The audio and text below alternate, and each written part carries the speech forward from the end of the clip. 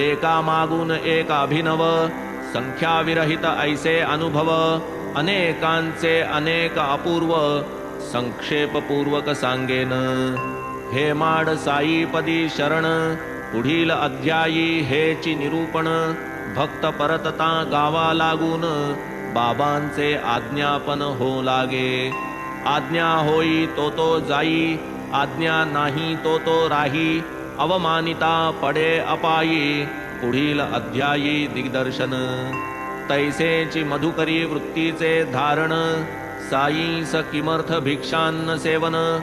पंचसूनादि पातक क्षालन, कथा निरूपण पुढारा. म्हणून श्रोतया चरणी प्रार्थना, करीतो आग्रहे क्षण क्षण.